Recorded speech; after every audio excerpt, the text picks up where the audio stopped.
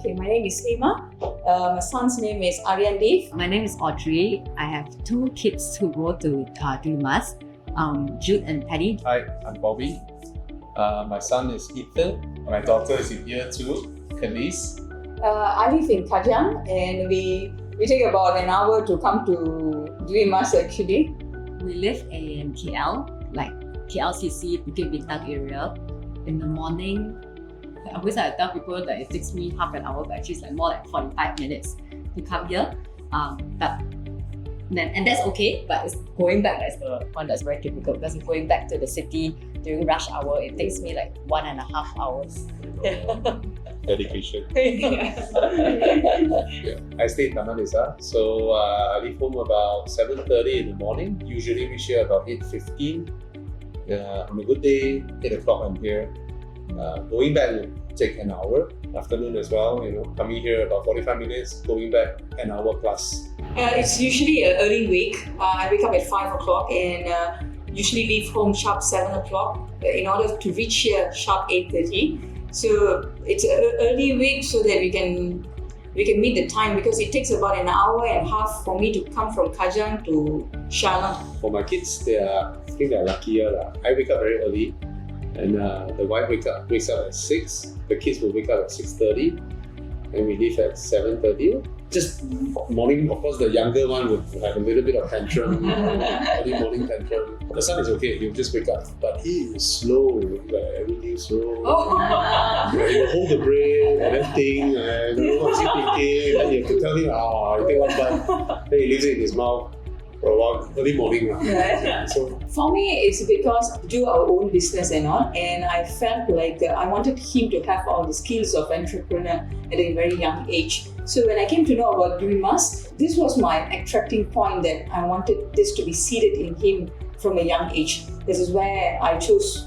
Though it is far, it's alright, I can still make it just for the education purpose itself. Actually, I did a lot of research on schools because we live in KL, right? And there's quite a few international and private schools around there. And actually, I heard about Dwi Emas already. I had a friend who was working at Dwi Emas and then she asked me to come and check it out. And I was like, no lah, crazy, who's going to drive to Shah Alam?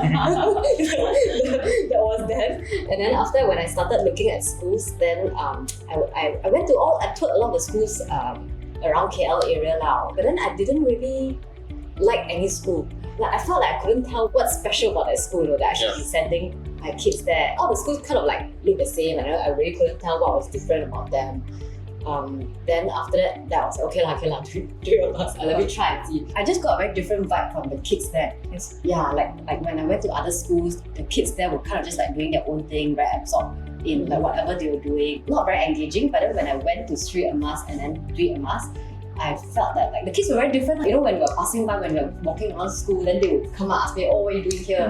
Then when I talk to them, then they'd be like, yeah, we love it here. Please send your kids here. I remember all the kids was like that. the kids, right? The kids, yeah. And then between Sri and Dwi, I chose Dwi because I was like, I'm already traveling so far. What's another 10 more minutes? My kids were from another international school very near you, and also very near my place. It's like 10-minute drive, smart tunnel. I always tell people, choose a school that's near you. It's the same, as long as they go to school, it's the same. Then I started noticing the school change principal, policies change. It has gotten to a stage whereby I just felt my kids are also changing. Because the way that pressure was put down from principal to teacher to students. So there is a very antagonistic culture brewing, between the teacher and student, and then between the students themselves. So begin to I hear more bullying cases and all that starting. Yeah. I've actually heard of Sri Emas and Dwi Emas. My friend Patrick Teo told me before. Yeah. But I was like, no, shut up, that's super far. I just find that the founder of the school is still very much involved and still very much passionate with education and children. A lot of international schools, all they do is they put a few foreigners in the morning just to let people see, there are foreigners here. International school. There's none of the facade here, right? It's like, if you're a good school, you don't need that facade. Same thing when I came here with the kids there, like, look at me, hi, Yeah. Slowly we thought, this one is should be alright. So we try that.